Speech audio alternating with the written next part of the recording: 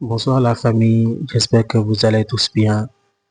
On se retrouve cette fois-ci pour parler du maintien du potentiel de repos. La dernière fois, on avait parlé de l'origine du potentiel de repos. On s'est rendu compte que l'origine du potentiel de repos, c'est cette différence de charge, c'est-à-dire cette différence de potentiel qui existe entre l'extérieur et l'intérieur et qui est due, du point de vue ionique, à l'inégale concentration des ions Na+ et K+ de part et d'autre de la membrane de l'axone. Aujourd'hui, on va voir le maintien. Donc, li ñu intéressé tey mooy xam potentiel de repos lan moo koy maintenir à la surface de la membrane. Lan moo tax potentiel de repos du mës a disparaître à la surface de la membrane. Donc, c'est intéressant d'étudier cette question. Donc, dañoo def ay analyses sur des ions Na+ et K+ qui sont radioactifs, c'est-à-dire qui présentent une certaine luminescence. Dañoo jël benn axone ñu vider le contenu cytoplasmique def ko dans une cuve en air contenant l'eau de mer. Bi ñu defee loolu ñu jël une solution de K+ radioactif ñu jékki-jékki gis ne l'eau de mer est devenue radioactive.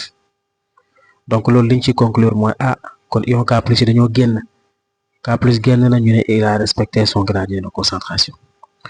Ñu def le même boulot en mettant de l'eau de mer, en mettant une solution de Na+ radioactif dans l'eau de mer, et on constate progressivement que le cytoplasme, ou je dirais pour être beaucoup plus précis, l'axoplasme est devenu radioactif. Donc il y a eu entrée d'ions Na+ dans le cytoplasme. Moi, les mouvements ioniques qui sont au niveau des canaux de fuite, entrée d'ions Na+ au niveau du canal de fuite à Na+, sortie d'ions K+ au niveau du canal de fuite à K+. Ces ions respectent le gradient de concentration. Maintenant, problème bi ñu am mooy boo bàyyee canal de fuite à Na+, muy dugal Na+, nga bàyyi aussi le canal de fuite à K+, muy génne K+, lii xew mooy dina dem ba lii dugg ci Na+ day tolloog lii génn ci K+. te loolu bu amee boobaa lan mooy xew on aura un équilibre ionique te équilibre ionique bu amee potentiel de repos day disparaître. Donc vous voyez bi ñuy def origine on rencontré un problème mooy bi ñu égaliser expérimentalement la concentration des ions Na+ et K+ de part et d'autre de la membrane dañoo constater que le potentiel de repos il a disparu. Loolu di firndeel ni rek potentiel de repos bëggul équilibre. Maintenant fii nii on rencontre aussi un problème réel mooy canal de fuite à Na+ bii di dugal Na+, mooy le numéro 2 sur la légende, ak canal de fuite à K+ bii le numéro 3 sur la légende bii génne K+, suñ leen bàyyee ñoom ñaar ñett rek ñu liggéey dina dem ba li dugg ci Na+ day tolloog ci li génne ci K+. te loolu bu amee on aura une isotonie, et s'il y a isotonie l'équilibre ionique est atteint et le potentiel de repos disparaît parce que potentiel de repos bëggul équilibre, déséquilibre ionique moo ko dundal. Donc à partir de là il est obligatoire de faire appel à une structure boo xam ne warul liggéey dans le sens des canaux de fuite mais il doit travailler dans le sens contraire des canaux de fuite, wala ma ne warul liggéey dans le sens du gradient de concentration. Et cette structure là a pour obligation de travailler contre le gradient de concentration. Donc structure bi mooy le numéro 4. Structure boobu ñu ngi koy woowee la pompe Na+, K+ ATPase. Voilà, la pompe lan mooy liggéeyam.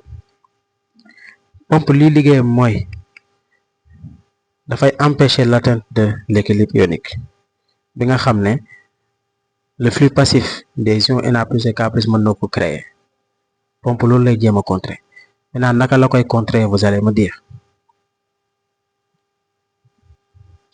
Donc je fais un petit zoom sur la pompe bi nii la koy contrer maanaam day bàyyi ba canal de fuite à Na+ dugal Na+, mu fixé ñetti Na+ daal di génneewaat, bàyyi ba canal de fuite à K+ di génnee K+, mu fixé ñaari K+ ci biti daal di dugalaat ci biir au milieu intracellulaire.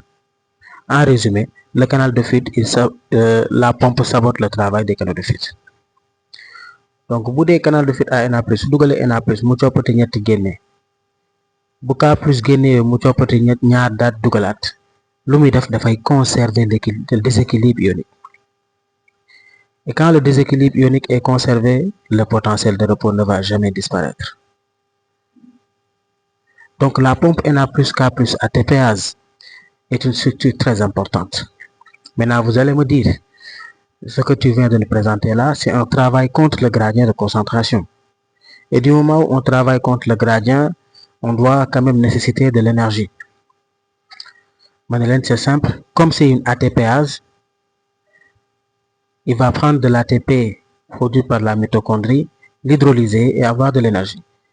Énergie boobu jóge ci hydrolysé de l'ATP, énergie boobu lay utiliser pour expulser 3 Na+ et faire entrer 2 K+.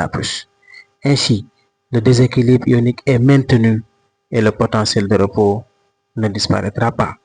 Donc ça, c'est l'essentiel à retenir sur le maintien du potentiel de repos.